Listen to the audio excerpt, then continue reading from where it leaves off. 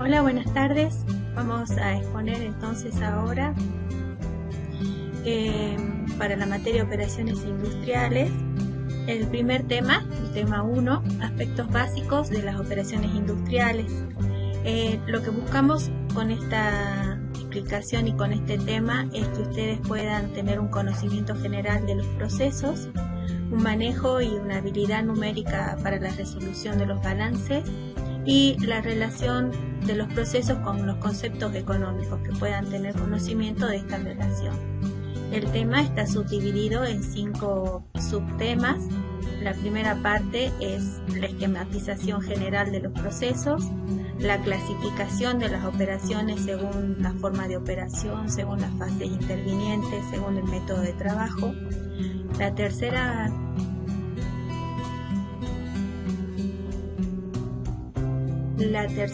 es la variable en los distintos modos de simulación. La cuarta parte es las variables de diseño en las operaciones básicas y los grados de libertad y los balances de materia y energía. Y por último vamos a ver algunos conceptos económicos relacionados a los procesos industriales. Dentro de la bibliografía que les recomendamos, el primero es el Giancoplis, que va a ser como el libro de cabecera, donde están comprendidos casi todos los temas de la asignatura. Algunos que son específicos para este tema son el Himmelblum, el Costa López y el Calleja. Los que están vinculados a los costos de los equipos y de los procesos son el Chemical Engineering Magazine y la página web Matche, donde pueden tener costos de los distintos equipos en precio FOB. Como conocimientos previos y como habitualmente vamos a hacer en todos los temas de la materia, les pedimos que completen una pequeña encuesta en la plataforma Moodle. Es simplemente para saber cuáles son sus conocimientos previos, no es evaluativa esta encuesta. Lo primero que necesitamos es que ustedes definan proceso, sistema y variables. Y en segundo lugar, para algunas empresas salteñas, por ejemplo una cerámica, una empresa láctea o una minera de litio, identifiquen al menos un equipo de proceso en cada una de ellas. Por favor, pongan los ejemplos en cada una de ellas. Si conocen el nombre comercial de la empresa, también pónganlo y dónde está ubicada dentro de la provincia. Un esquema básico de un proceso químico simplificado es el que se presenta en la figura. Les comento para que vayan buscando de tenerlos en sus computadoras. Nuestros esquemas están hechos en el programa Visio, que también es de Microsoft, Visio con S. En este caso está representando un proceso químico donde están ingresando las materias primas, son acondicionadas. Este acondicionamiento son tratamientos, se refiere a tratamientos físicos, por ejemplo, reducción de tamaño, dilución, concentración, ¿sí?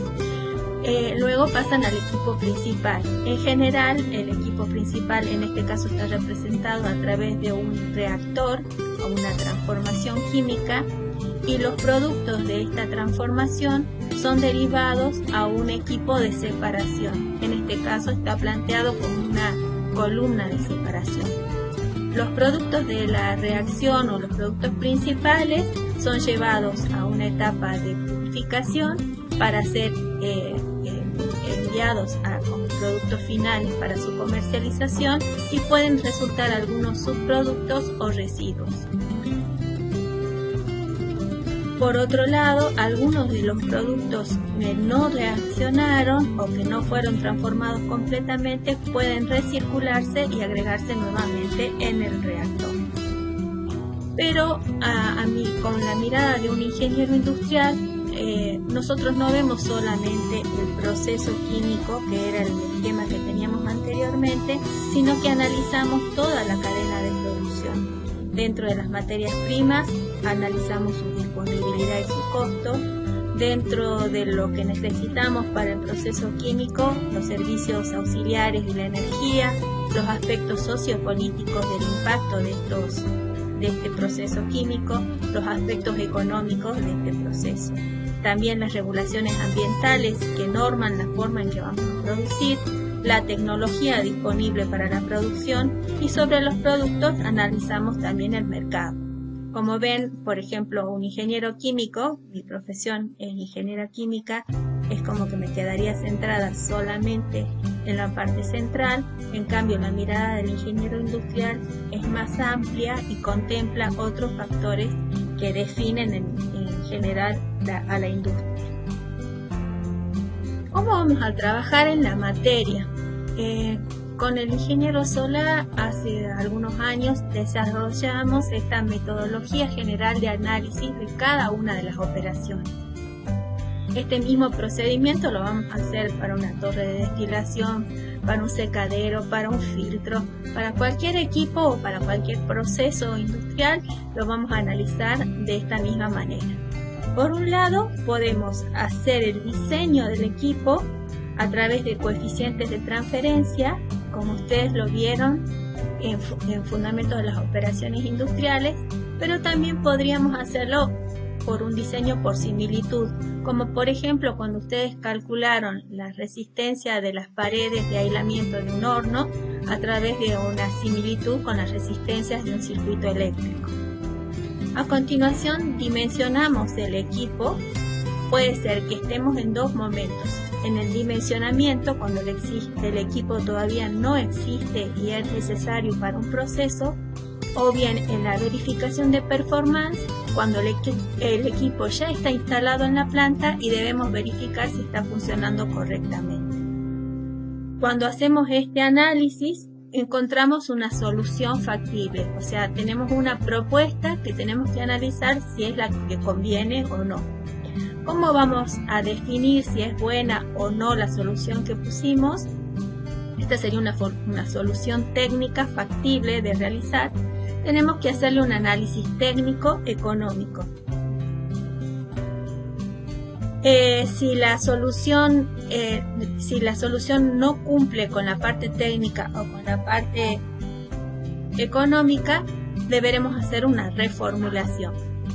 Si lo cumple, llegamos entonces a la solución final y especificación del equipo, y para ello, en todas estas etapas, fue necesario una cierta cantidad de información complementaria que recibimos, no solo de bibliografía, sino también de catálogos o de la experiencia de otros profesionales en el mismo rubro.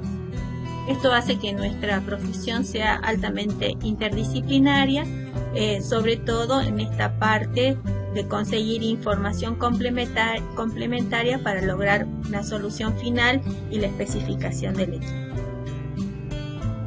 Bueno, la segunda parte veíamos que era la clasificación de las operaciones básicas.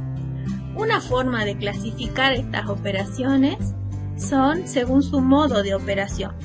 Tenemos operaciones de funcionamiento continuo, donde las entradas y las salidas son continuas en todo el proceso, y en este caso, cuando hacemos el análisis, el tiempo no es una variable porque está entrando y saliendo continuamente. Esta es la representación de una operación continua como la presenta el programa Visio. Se trata de un intercambiador de calor, se trata de un reactor químico. Esto que ustedes observan acá, que parece un ancla, es un agitador para mantener las condiciones homogéneas dentro del reactor.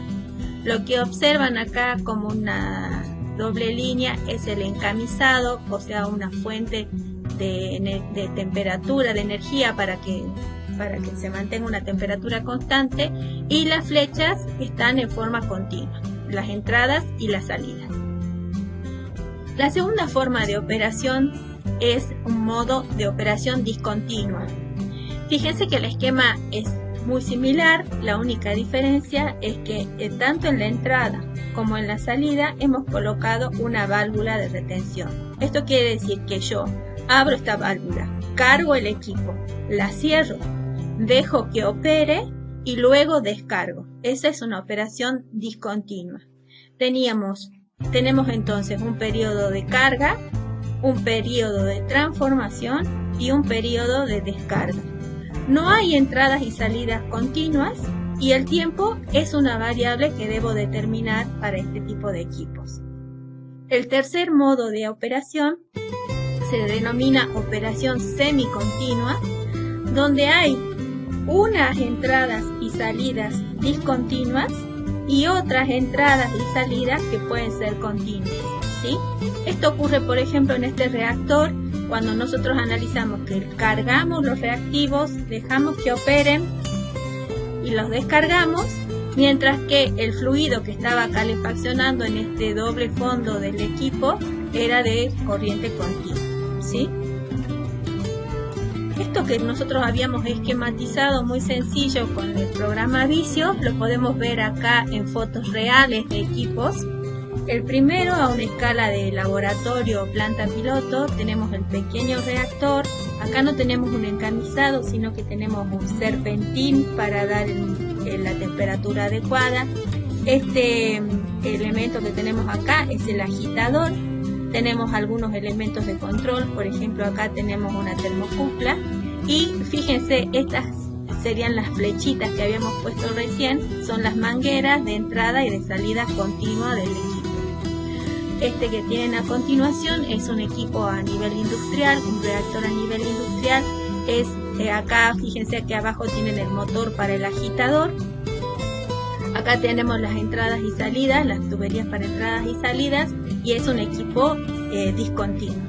El que tenemos a continuación también es un reactor que también es discontinuo, y este que tienen abajo es un horno, por ejemplo el que podrían encontrar en una cerámica.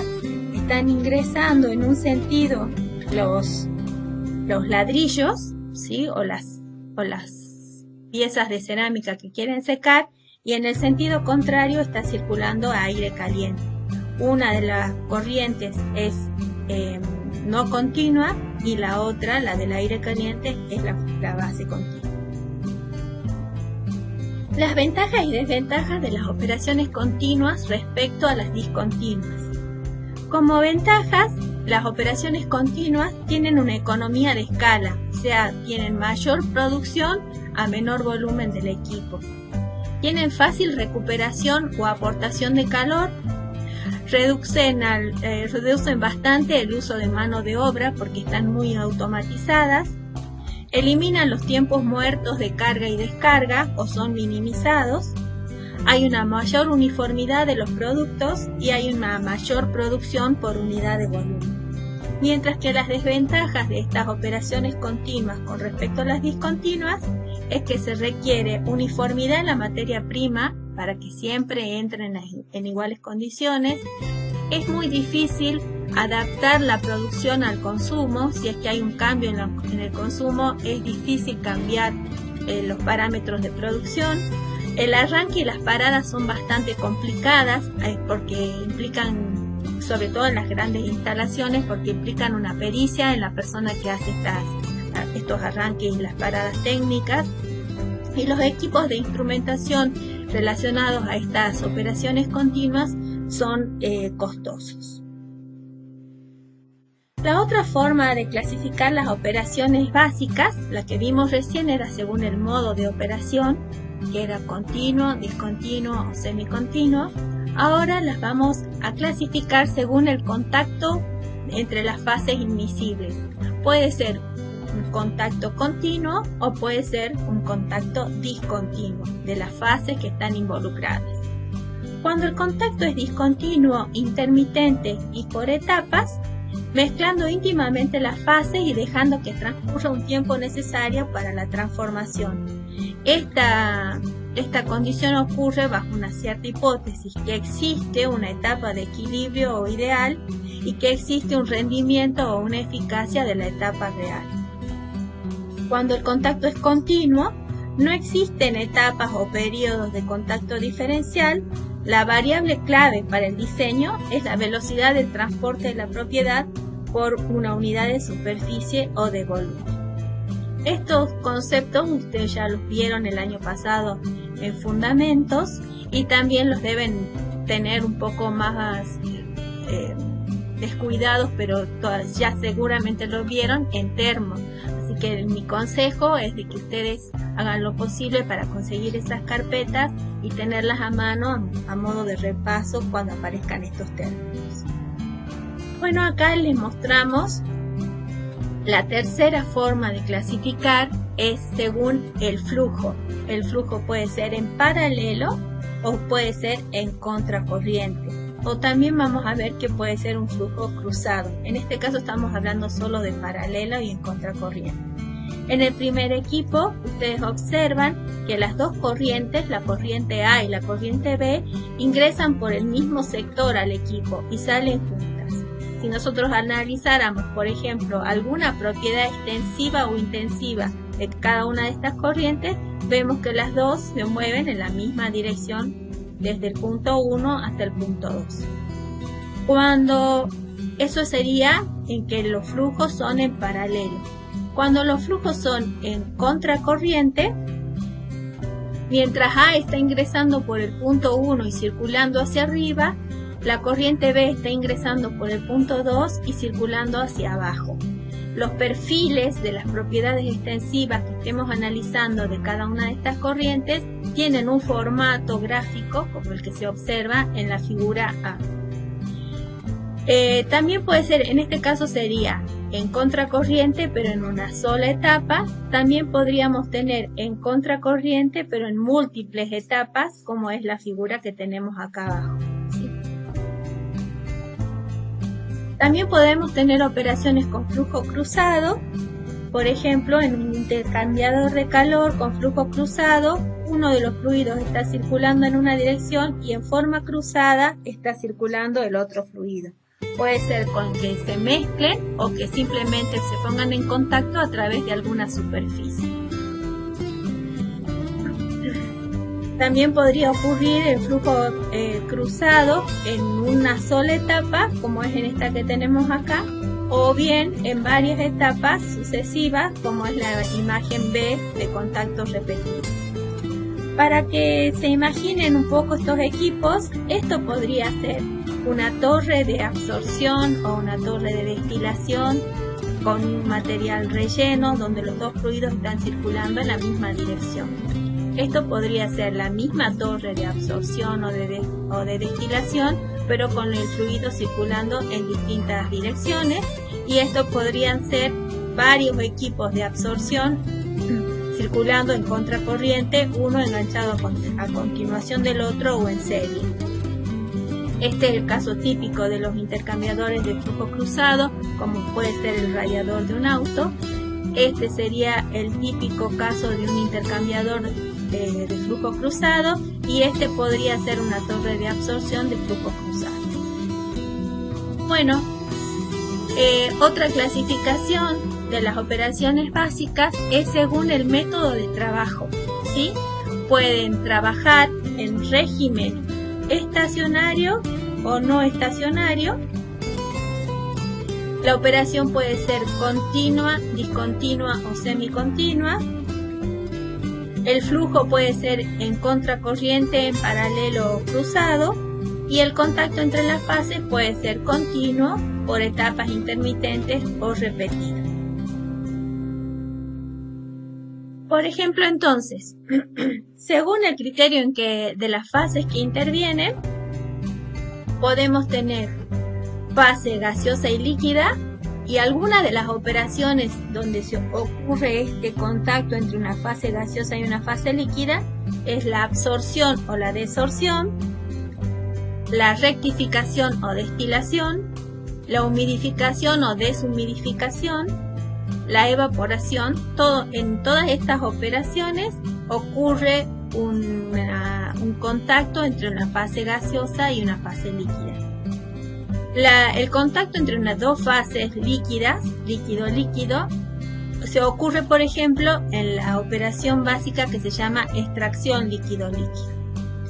Cuando tenemos un líquido en contacto con un sólido, algunas de las operaciones básicas donde ocurre este contacto de dos fases, líquida-sólida, puede ser en la adsorción o desorción, el intercambio iónico, la lixiviación o la cristalización. Quiero que vean la diferencia Cuando estamos hablando de absorción y desabsorción con B larga, es cuando se trata de un gas con un líquido, y cuando estamos trabajando con un líquido y un sólido es adsorción y desorción. Por último, una mezcla gaseosa con un sólido. Los procesos son también de absorción, desorción, secado o liofilización. La liofilización es el secado por una disminución de temperatura y de presión. La clasificación de las operaciones según el mecanismo controlante, podemos tener que el mecanismo sea específicamente o el más importante la transferencia de materia, que el mecanismo sea la transferencia de calor o bien una transferencia simultánea de materia y de calor. Algunas de las operaciones básicas relacionadas a cada uno de estos mecanismos son: en la transferencia de materia, por ejemplo, tenemos la rectificación o destilación, la absorción o desorción, la extracción líquido-líquido, la lixiviación o el intercambio iónico. Son operaciones básicas regidas por la transferencia de materia. Luego están las de transmisión de calor, como es la evaporación o el cálculo de los intercambiadores de calor propiamente dicho. Y por último, la transferencia simultánea de materia y energía en la humidificación y deshumidificación, el secado, la cristalización y la liofilización. Lo que ustedes van a hacer seguramente en la práctica con el ingeniero Darío Pistán va a ser, para cada una de estas operaciones, ver cuál es el agente separador o cuál es la razón por la cual ocurre esta operación, y dar algunos ejemplos de industrias, preferentemente de industrias locales. También en la práctica van a ver esta serie de operaciones de separación que no son las clásicas, son como un poco más específicas o más modernas. Vamos a clasificar a estas operaciones según el modo de operación, el régimen de operación, el tipo de contacto de fases que ocurre, y nos van a dar un ejemplo en cada una de ellas. ¿Sí? Esto va a ser en la práctica. Les muestro acá algunos de los equipos que vamos a analizar en la materia. No son todos, son solo algunos. Por ejemplo, vamos a hablar de bombas. El esquema que nos va a dar vicio para hacer esta representación es el de este círculo con una base. El fluido ingresa por el ojo de la bomba y descarga en forma tangencial. Ese es el esquema. Este es el esquema en realidad de una bomba centrífuga. Si nosotros la viéramos en la realidad, una bomba centrífuga, lo que nosotros hemos representado como el círculo acá, es este círculo acá, que es el cuerpo de la bomba. Adentro está el álabe, que va a ser el que va a girar para impulsar el fluido. La alimentación a la bomba está entrando por el centro de la bomba y está saliendo por la descarga tangencial. Lo que ustedes ven atrás es el motor para que esta bomba funcione. La bomba en realidad es solamente esta carcasa que tenemos acá, y este es solo el motor para accionar la bomba. Cuando nosotros lo estudiemos, vamos a ser capaces de analizar las curvas características de una bomba comercial. Este es una carta de una bomba comercial, y decidir en función de las necesidades que tengamos de nuestro sistema cuál será la bomba más adecuada y cuáles son las prestaciones que esa bomba me va a dar. Otro equipo que vamos a analizar en la materia es el proceso de destilación. La destilación va a llevarse a cabo en una torre de destilación que tiene platos, ¿sí? O puede ser rellena también. Va a entrar un fluido al cual queremos destilar. La parte más volátil de este fluido va a salir por la cabeza, va a entrar en un intercambiador de calor que vamos a denominar condensador. Una parte del líquido condensado va a volver a la torre y otra se va a sacar como producto destilado, y por el fondo está saliendo lo menos volátil, que va a entrar en otro intercambiador de calor al cual vamos a llamar reboiler o rehervidor.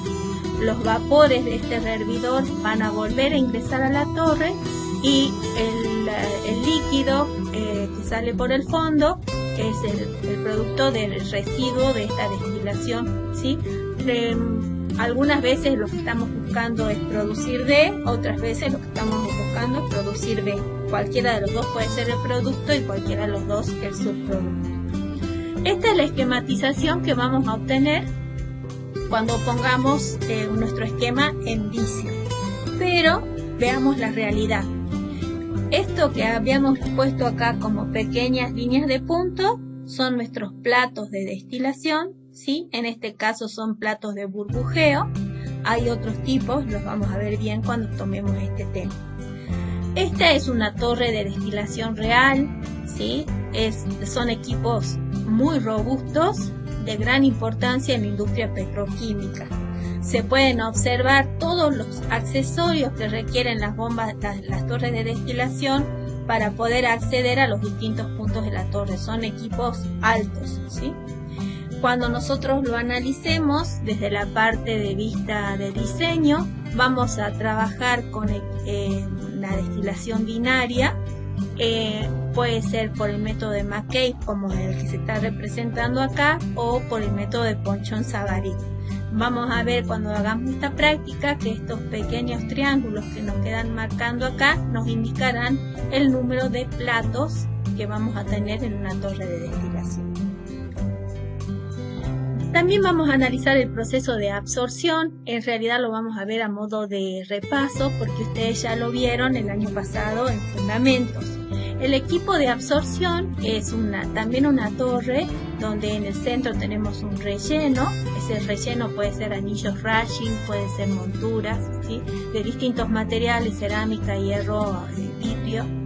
Vamos a tener una pequeña lluvia de uno de los fluidos que va a circular por el relleno hacia abajo y vamos a estar introduciendo un gas desde la parte inferior hacia arriba, obteniéndose un gas acá a la salida que estuvo en contacto con el líquido, ya sea para absorber o para desorber. Esta sería una torre real, ven que también es bastante alta, no tan alta como las torres de destilación, pero también son equipos robustos.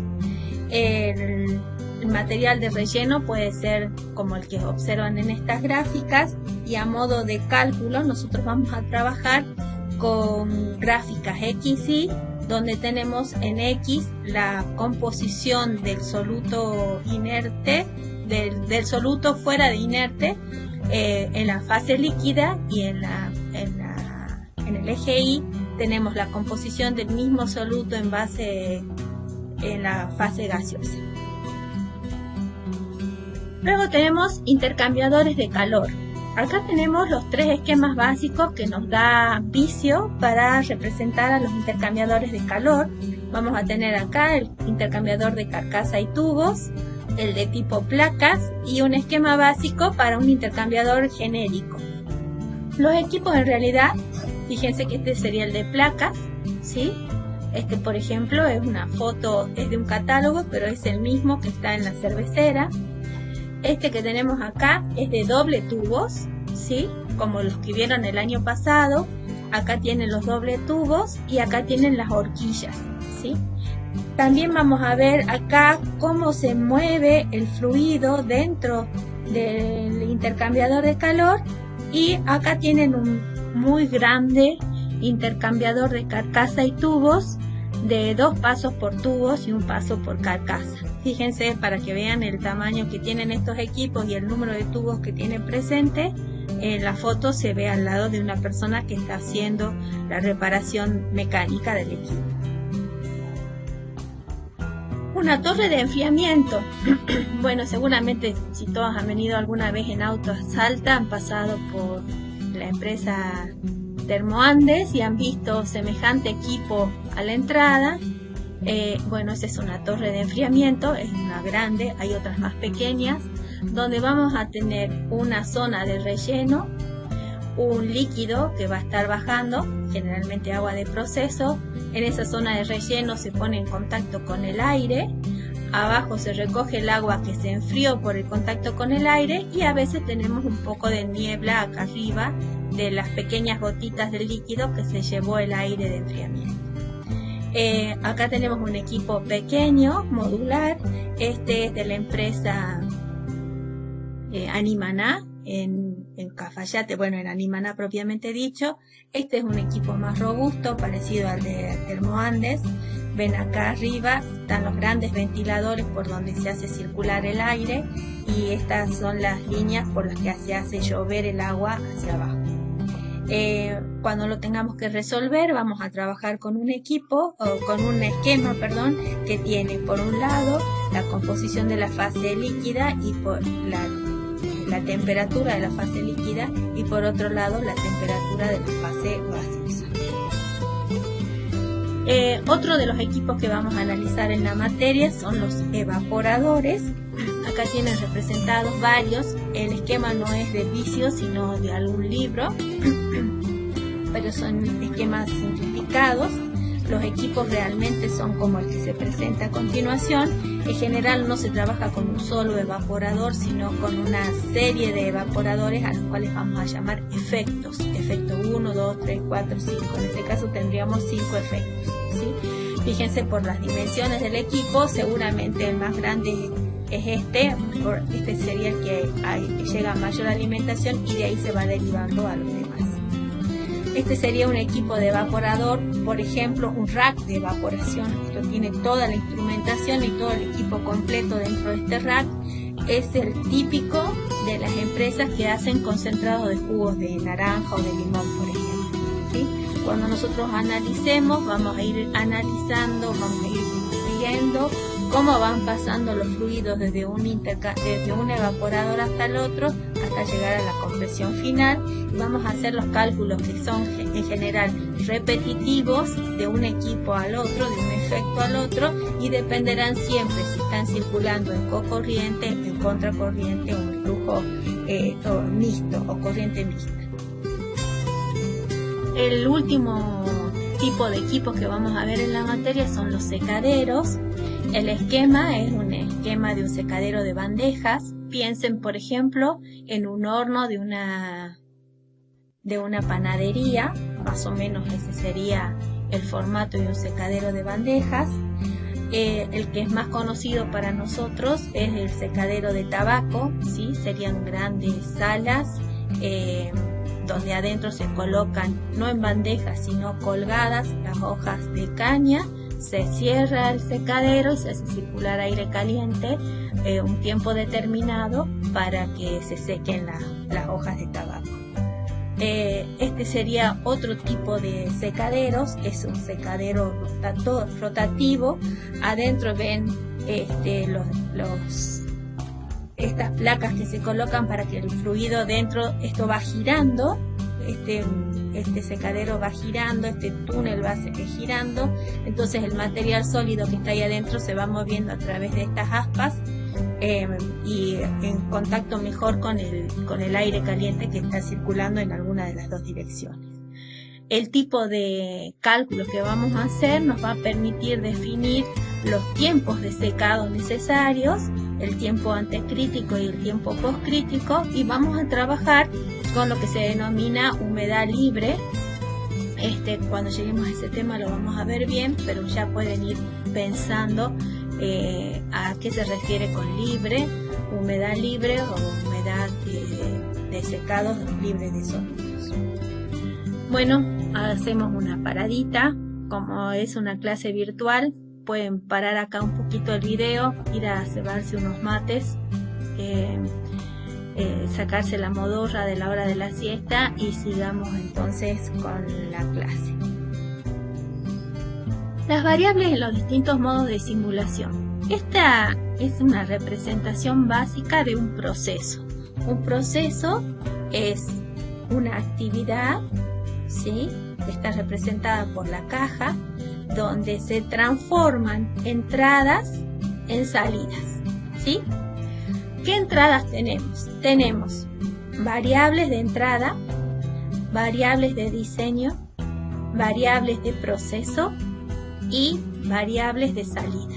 Esto, para el modo análisis, sería el primer modo de estudiar un proceso y el objetivo es predecir las cantidades de productos obtenidos a partir de ciertos datos y especificaciones y de las condiciones operativas que vienen dadas por la corriente P. El otro modo de análisis de un proceso es el que se presenta en la segunda figura. Tenemos los datos de entrada, los datos de las variables de diseño, conocemos los datos de la corriente de salida y tenemos que especificar el proceso. Entonces es el modo de diseño y el objetivo es el proceso. Implica, entre otras cosas, seleccionar el tipo de equipo para su proceso y las partes o componentes entre las diversas posibilidades que ofrece el mercado.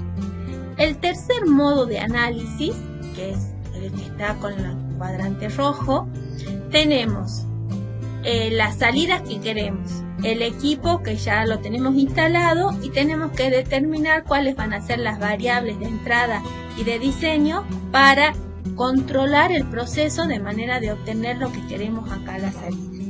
El objetivo entonces es atenuar las perturbaciones que puedan ocurrir debido al ingreso de variables en forma inadecuada o fuera de estado, o a los procesos de parada y de carga y de descarga de los procesos. Sería la etapa no estacionaria.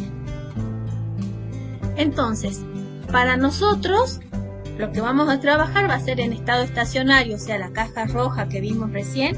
Esta cajita se la vamos a dejar a la gente de instrumentación y control. Nosotros nos vamos a dedicar al modo diseño para hacer el diseño o la verificación de performance de los distintos equipos de una planta. Diseño cuando el equipo no existe y verificación de performance cuando el equipo está y nosotros tenemos que averiguar si está en condiciones óptimas o hay que hacer alguna corrección de las variables. El modelo matemático del estado de un proceso va a venir dado por los balances de materia, de energía y de cantidad de movimiento, y por una serie de ecuaciones constitutivas que nos den propiedades físico-químicas de los fluidos y sustancias que estén dentro del equipo, de las propiedades de transporte del fluido que tengamos allí y de las especificaciones técnicas del equipamiento. Para poder hacer eso, fíjense, por ejemplo, tenemos el modelo matemático para analizar el estado de un intercambiador de calor. Recuerden que este era el esquema de cualquier intercambiador de calor. Tenemos un fluido que está circulando por el serpentín, por ejemplo, y otro fluido que está circulando por el cuerpo del intercambiador. Acá no les pusimos ni mayúsculas ni minúsculas, o sea que no sabemos cuál es el frío ni cuál es el caliente. Acá estamos poniendo el fluido A y el fluido E a la salida y a la entrada, ¿sí? Tenemos la primera ecuación, es el balance de materia del fluido E.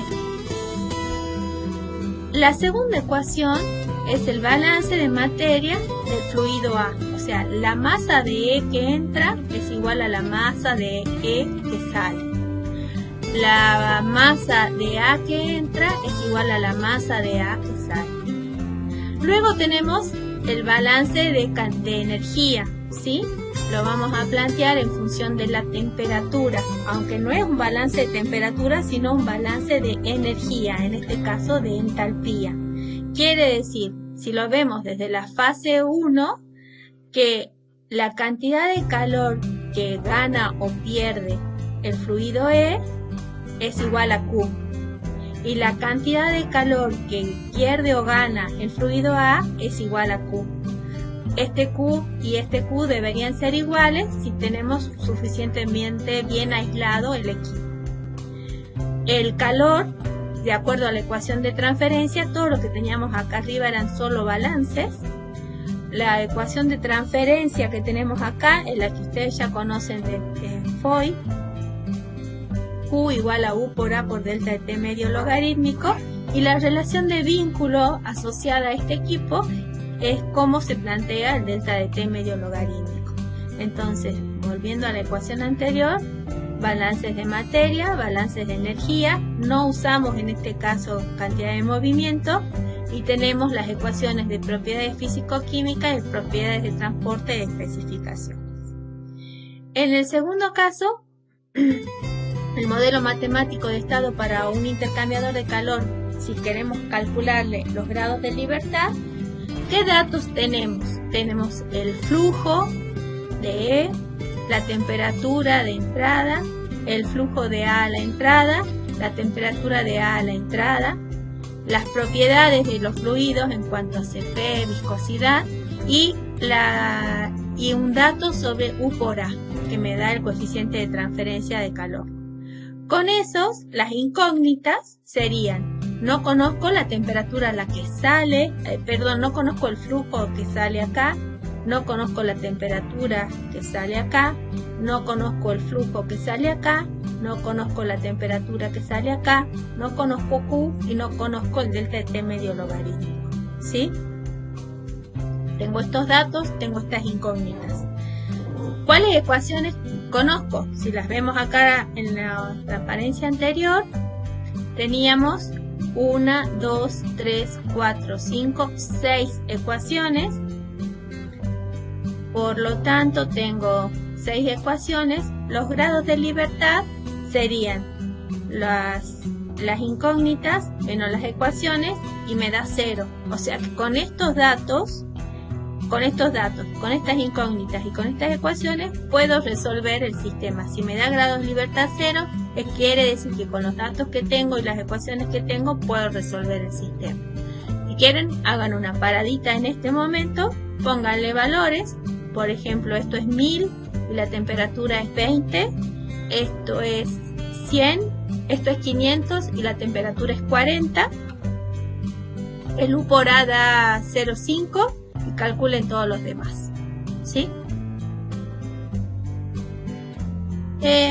Para un intercambiador de calor, entonces, podríamos también conocer la temperatura de entrada y el intercambiador enfría la alimentación a 10 grados. O sea, no conocemos la temperatura, sino que tenemos un dato más, la podemos poner y ahí tendríamos, en los grados de libertad también son 0. No conozco la temperatura propiamente dicha, pero sí la diferencia, entonces eso sería como una ecuación más, aunque tengo un dato menos, ¿sí? El sistema es exactamente lo mismo, me da grado de libertad 0, o sea que sí lo puedo resolver. Cuando tenemos que analizar entonces los análisis económicos de los procesos, tenemos 3 niveles de análisis económico. Un diseño preliminar, que es el que vamos a hacer nosotros en nuestra materia, un estudio de preinversión y un diseño final o detallado. Entonces, en el diseño preliminar se toma información básica del proyecto con diseños aproximados y escenarios económicos simples para llegar a un diagnóstico preliminar sobre la factibilidad económica del proceso. Con un estudio de preinversión, el panorama del proceso aumenta a un nivel de diseño más elaborado y un análisis económico más riguroso, con estimaciones de inversiones más confiables y costos de operación más desglosados. En este caso, inclusive, se llegan a pedir presupuestos a las empresas sobre los distintos equipos que están conformando el proceso. El diseño final o detallado se lleva a cabo con el fin de elaborar diseños finales y planos para la construcción de los equipos, ¿sí? Ya con todo el detalle, no solamente del equipo principal, sino también de todas las cañerías y accesorios que hacen falta para su funcionamiento.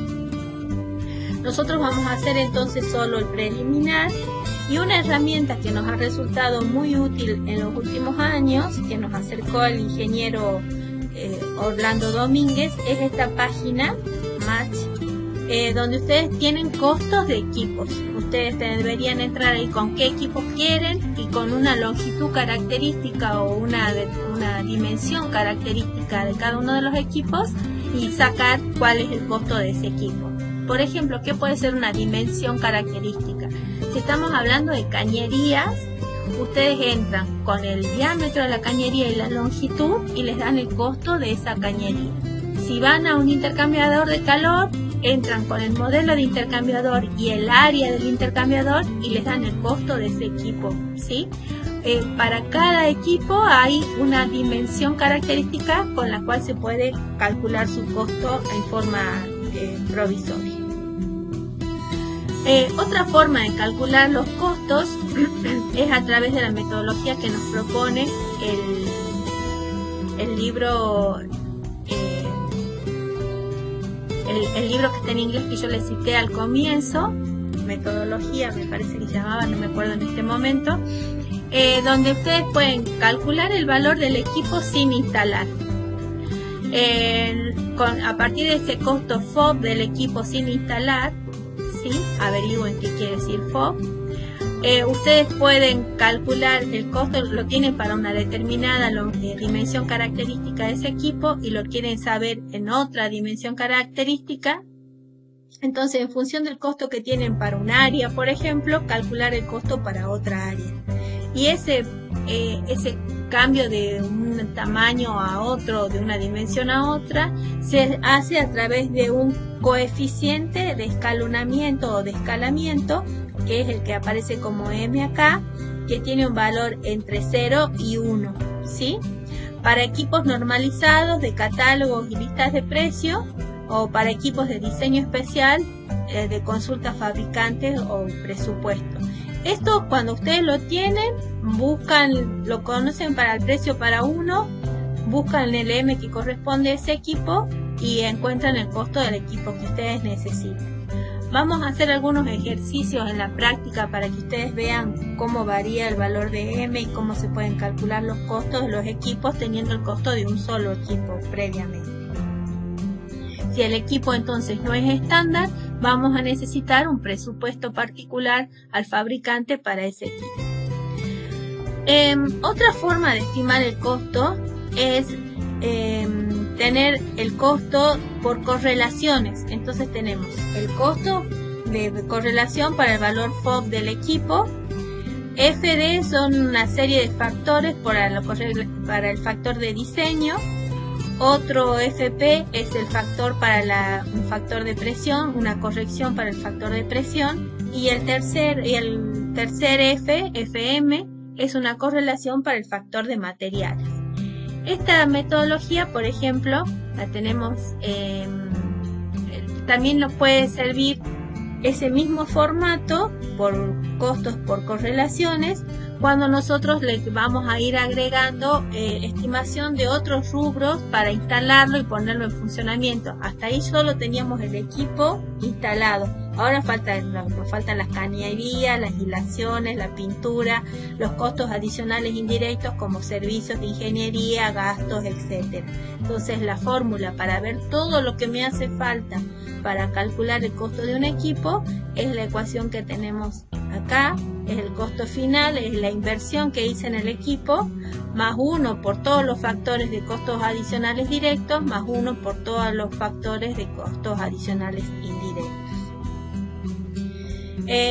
Para un costo de una operación, puede ser un proporcional a la inversión fija, puede ser proporcional al volumen de producción y puede ser proporcional a la mano de obra. Estos son los distintos costos relacionados a la operación de un equipo.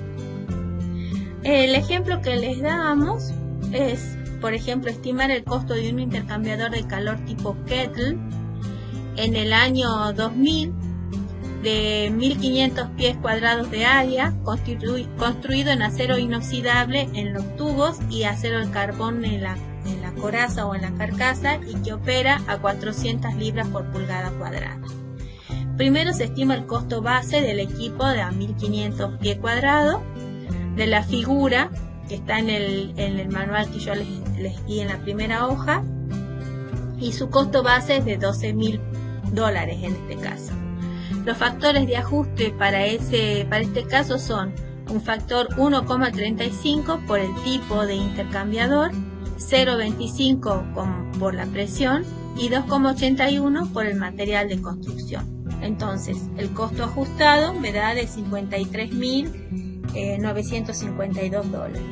Luego, para este intercambiador de calor, el factor del módulo desnudo ajustado me da 82.000 y el valor, eso era para el año 1962, entonces para el año 2000 hay que actualizarlo y me da un valor de $329.376.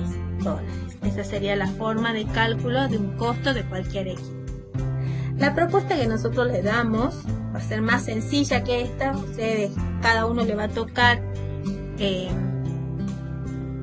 diseñar un equipo o verificar la performance de un equipo en una planta, y los costos los van a poder sacar directamente de la página web que les dimos, ¿sí? A modo de resumen, vimos que vamos a hacer una evaluación por tema. ¿Qué vamos a aprender? ¿Qué vamos a querer que ustedes aprendan? Que puedan graficar un proceso, que puedan calcular los balances de materia y energía, que sepan cómo se calculan los costos. Para cada uno de esos vamos a tener una parte en el trabajo práctico. Nuestros prácticos están constituidos en tres partes.